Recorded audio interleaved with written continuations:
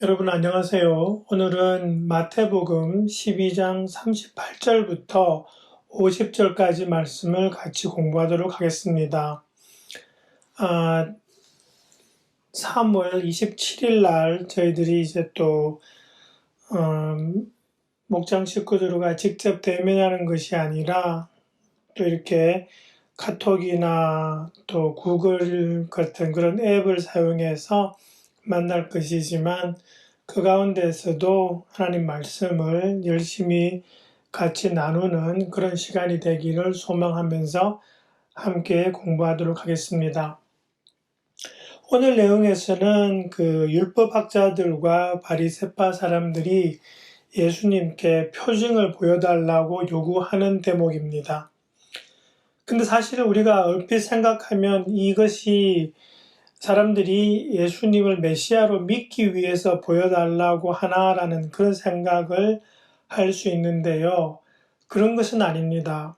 왜냐하면 지금까지 예수님께서는 자신이 메시아라는 것을 많이 보여주셨습니다. 왜냐하면은 바로 앞전에 있었던 그 귀신 들린 사람을 고치는 장면, 또 눈이 멀고 말 못하는 사람을 고치는 그런 장면에서도 표징을 보여줬는데도 이 사람들이 다시 표징을 보여달라는 것은 이제까지 이 사람들이 예수님을 믿지 않고 적대적으로 행동해 왔다라는 그것을 또 생각해 본다면 이들의 지금 그 동기는 예수님을 믿는 그 동기가 아니라 혹시라도 예수님께서 하시는 그 표징을 보고 예수님을 공격하기 위한 그러한 수단으로 사용하기 위해서 지금 요구하고 있다고 생각할 수가 있습니다.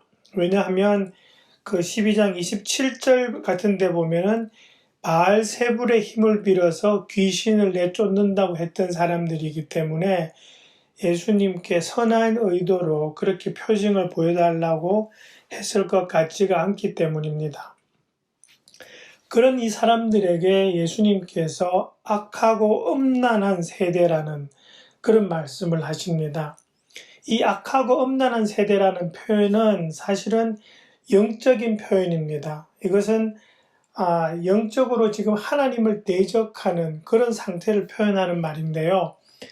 왜냐하면은 그 구약을 보시면 하나님을 떠나서 우상을 따르던 이스라엘 사람들의 죄를 간음죄에 많이 비유하고 있는 것을 우리가 기억하면 좋습니다. 그래서 하나님 말고 다른 우상을 섬기던 사람들에게 했던 그 표현을 지금 예수님께서 지금 사용하고 계시는 겁니다.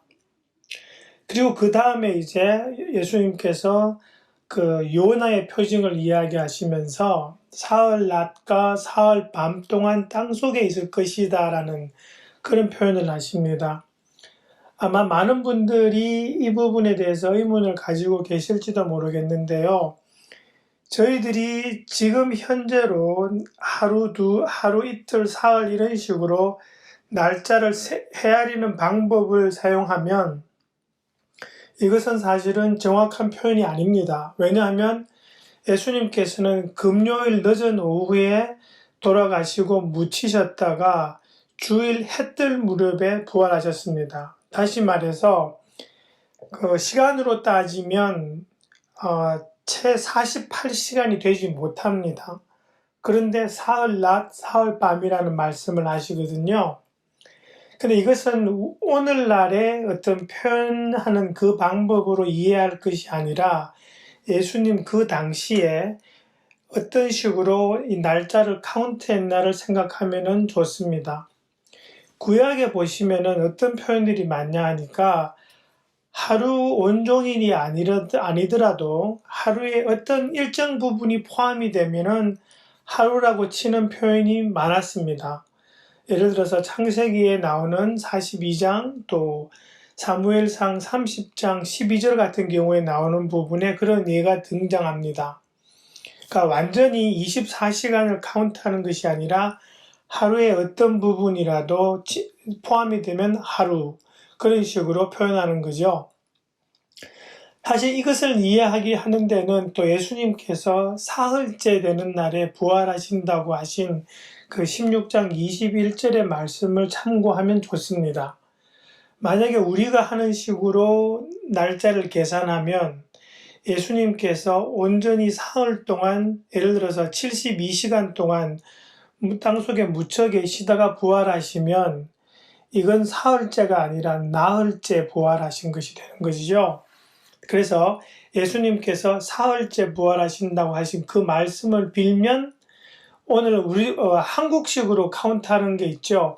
하루 이틀 사흘 할 때 그것이 다 풀로 하는 것이 아니라 그냥 우리도 그 날짜를 카운트할 때 조금이라도 그 포함이 되면 하루로 치주고 또 사흘로 쳐주는 그런 식으로 우리가 이해하면은 이 사흘 밤, 사흘 낮을 이해하는데, 그리고 그걸 가지고 이것이 정확하게 사흘이 아니라고 따지는 그런 미스테이크는 저희가 하지 않을 것으로 그렇게 생각합니다. 그 다음에 보시면은 그 예수님께서 그 심판을 이야기하시는 대목이 나오죠. 41절에 보시면 심판 때에 니느웨 사람들이 이 세대와 함께 일어나서 이 세대를 정죄할 것이다 그러셨어요.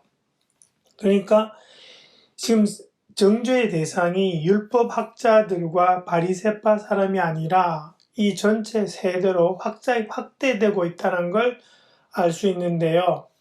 이건 무슨 말이냐니까 이 세대 전체를 다 이야기하는 것이 아니라 이 세대 가운데에 율법학자나 바리새파 사람을 따라가서 예수님을 믿지 않고 대적하는 그 모든 사람들을 심판의 대상으로 그렇게 포함시키고 계신다는 걸 알 수 있고요.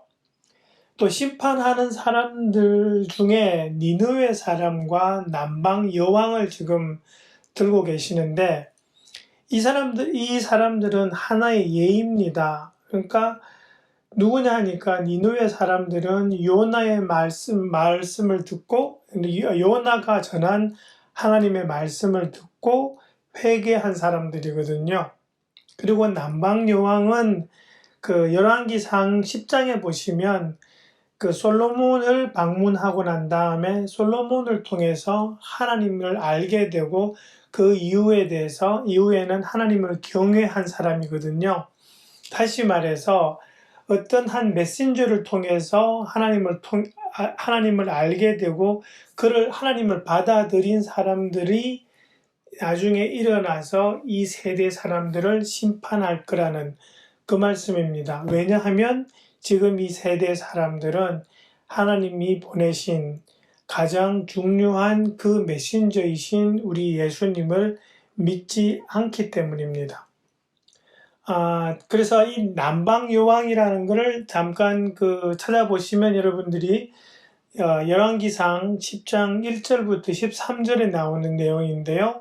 거기에는 스바의 여왕이라고 그렇게 표현되어 있을 겁니다. 스바는 지금으로 치면 예멘입니다. 그 아라비아 반도 남쪽이죠. 그리고 난 다음에 이제 41절에 보시면 그런 말씀을 예수님께서 하세요. 요나보다 더 큰 이가 여기에 있다. 그리고 42절에 보시면 솔로몬보다 더 큰 이가 여기에 있다라고 그렇게 말씀하셨습니다. 이것을 성전보다 더 크다라고 이야기하신 그 12장 6절 말씀을 함께 이렇게 묶어보면은 예수님은 성전보다 더 크시고 예언자보다 더 크고 왕보다 더 크신 분이다라는 그 이야기를 하시는 겁니다. 그러니까 우리가 보통 그 예수님을 이야기할 때 삼중직분을 가진 분이다라고 그렇게 이야기를 하는 경우가 있습니다. 이게 지금 나오는 이 예하고 상관이 있는데요. 지금 예수님은 어떠한 제사장, 성전이 지금 가르치는 것은 어떤 제사장이 그 안에서 사역하는 그것을 생각해 본다면 어떠한 제사장보다 더 크신 분, 하나님이 보내신 그 어떤 예언자보다 더 큰 분, 그리고 이 땅을 통치하는 그 어떤 왕보다 더 크신 제사장과 예언자와 왕이라는 그 모든 직분을 다 감당하시는 그러한 분이시라는 말씀을 지금 12장에서 6절, 41절, 42절로 우리가 이해할 수 있다고 보시면 되겠습니다. 그 다음에 이제 43절부터 45절까지 예수님께서 악한 귀신이 쫓겨나고 난 다음에 나갔다가 다시 돌아오는 그 이야기를 하시는데요.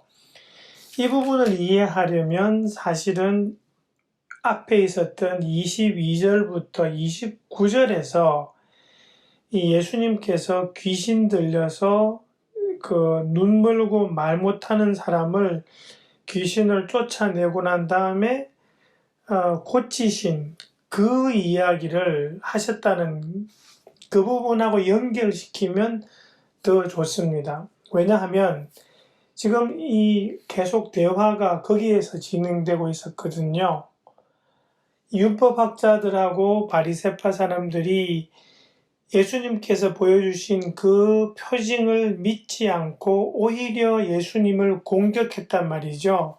그 바알세불의 힘을 빌어서 귀신을 쫓아내고 사람을 고쳤다고 하는 그런 얼토당토 않은 말로 예수님을 공격한 그 사람들에게 지금 예수님께서 비유를 통해서 지금 나무라고 있으신 겁니다. 다시 말해서 귀신을 쫓아냈단 말씀이죠. 예수님께서. 그것은 뭐냐 하니까 지금 예수님께서 오셔서 이 이스라엘 사람들에게 하나님의 나라가 왔다고 지금 소개하시고 하나님의 나라로 들어오라고 이야기를 쫙 하시면서 정말 나쁜 귀신이 들어있는 그 상태를 몰아내고 계시다는 거죠. 근데 그렇게 깨끗해진 상태가 되어 있는데 그 상태에 어떻게 돼야 돼요? 하나님의 나라로 채워야 되는 거죠. 예수님께서 말씀하신 그 말씀을 듣고 그 말씀대로 따라 살고 그러면서 정말 예전과는 비교할 수 없는 그런 상태로 변화되어지고 채워져야 하는데 이 사람들이 그렇게 하지 않고 있으니까 예수님께서 하시는 말씀이 내가 귀신을 쫓아낸 것처럼 너희들에게 나쁜 것을 몰아내고 새로운 나라를 소개시켜주고 있는데 너네들이 그것을 받아들이지 않고 있다. 그렇게 되면 어떻게 되냐 하니까 귀신이 다시 들어오는 것처럼 너희들의 상태가 그 이전보다, 그러니까 예수님의 말씀을 듣고 하나님의 나라를 소개받기 전 그 상태보다 더 나빠질 거라는 그 말씀을 지금 하고 계시는 겁니다. 그러면서 우리가 한번 잠깐 보시면은 그 악한 귀신들이 물 없는 곳을 찾아 헤맸다라고 하는 그런 말씀이 있죠. 여기에 보면은 이제 귀신이 찾는 곳이 주로 사막과 같이 그런 곳입니다. 보면은 이사야서의 13장이나 34장 같은 경우에 이렇게 보면은 뭔가 좀 안 좋은 곳, 그죠? 귀신이 좀 즐겨 찾을 것 같은 그런 곳은 물이 없는 사막과 같은 그런 곳을 지금 계속 이사야서에서 이야기를 하고 있어요.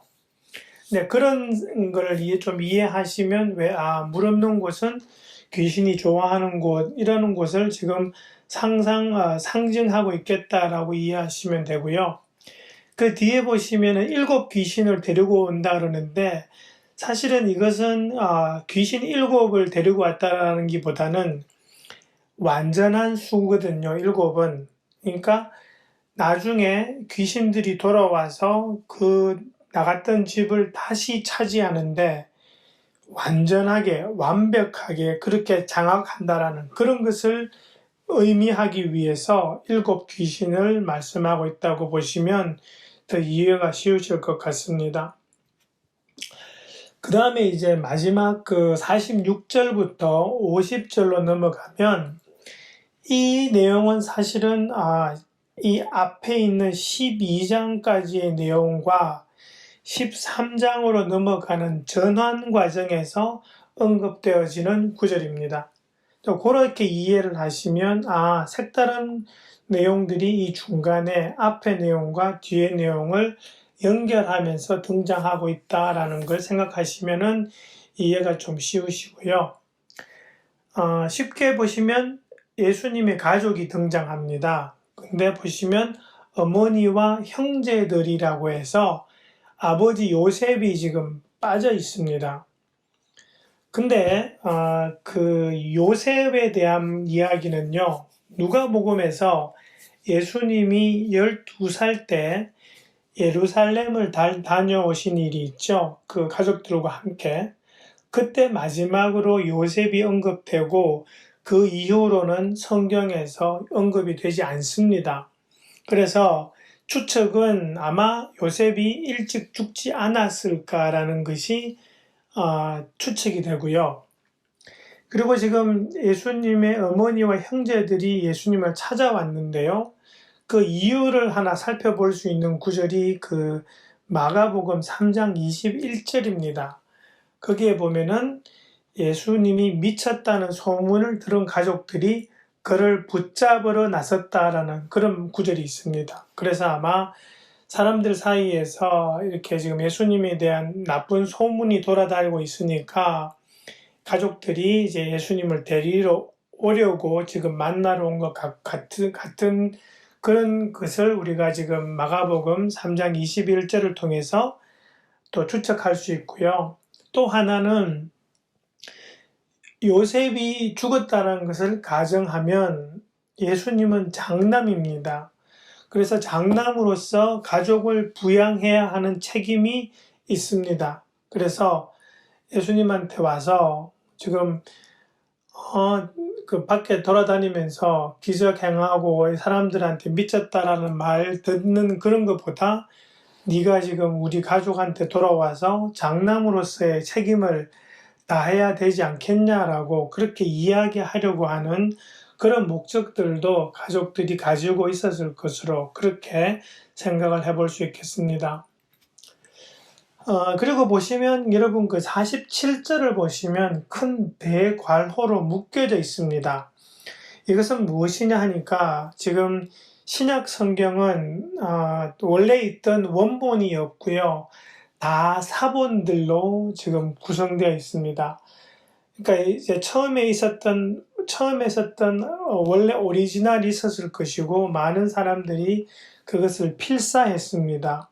그러다 보니까 수많은 필사본 중에 이 47절이 없는 사본이 있다라는 표시입니다. 그래서 대부분의 사본들이 내용이 같은데 어떤 사본에는 47절이 없습니다. 그러다 보니까 이 성경 구성하시는 분들이 이렇게 표시를 합니다. 이 구절은 어떤 성경에는 없습니다라고 해서 그렇게 표시했다라는 것이지 이것이 그렇게 또 다른 큰 의미가 있는 것은 아닙니다. 그 다음에 48절 9절부터 해서 50절까지 예수님께서 영적인 가족을 정의하십니다. 48절에 보시면 누가 나의 어머니요 나의 형제들이냐라고 물으시면서 제자들을 가르치면서 보아라 나의 어머니와 나의 형제들이다 라고 말씀하십니다. 이것은 예수님을 공격하는 사람들은 이 부분을 가지고 자기의 육신의 가족을 무시한다 막 그렇게 보살피지 않는다라는 것으로 공격을 하는 사람들도 있는데요. 이 말씀의 뜻은 육적인 가족을 무시하는 목적이 아닙니다. 여기서는 하나님 안에서의 영적인 가족이라는 것을 정의하시면서 거기에 대해서 강조하시고자 하는 표현입니다. 그래서 어떤 사람이 영적인 가족인가? 하나님의 뜻에 순종하는 사람들이 내 가족이다 라는 말씀을 하는 거죠. 그러면서 내 아버지의 뜻을 따라 사는 사람, 그러면서 이제 무슨 소리냐니까 그런 사람들로 하나님의 나라가 이루어지고 그러한 가족으로 인해서 하나님을 같이 이루어가는 사람, 그런 사람들이 영적인 가족이라는 그런 말씀을 하고 계시는 겁니다. 그에 비해서 이 율법 학자들과 바리새파 사람들이 하는 말은 뭐냐 하니까 이 사람들은 이스라엘 사람의 혈통을 따른 관계를 강조하죠. 근데 문제는 이 관계는 하나님의 나라를 보장하지 못한다는 겁니다. 하나님 나라에 들어가는 사람은 이스라엘 사람의 혈통을 따른 사람이 아니라 예수님께서 말씀하시는 것처럼 하나님 아버지의 뜻을 따라 사는 사람, 그렇게 예수님을 믿는 사람, 그 사람들이 하나님 안에서의 영적인 가족이라는 그런 말씀을 지금 예수님께서 강조하고 있다고 여러분 보시면 되겠습니다. 그래서 오늘 12장 그 38절부터 50절까지 말씀을 같이 공부해 보았습니다. 여러모로 지금 성경 공부하는 것도 쉽지 않고 또 목장 모임하는 것, 또 주일 예배 드리는 것도 우리가 익숙하지 않은 패턴으로 이루어지고 있는 것은 사실이지만 이러한 어려울 때일수록 저희들이 더욱더 하나님 말씀과 하나님 안에서의 영적인 가족 안에서의 그런 끈끈한 유대와 사랑에 집중한다면 저희들이 이 어려운 시간들을 더 잘 극복해 나가지 않을까 싶습니다. 이 가운데서도 화이팅 하시는 여러분과 제가 되기를 바라봅니다. 수고해 주세요. 감사드립니다.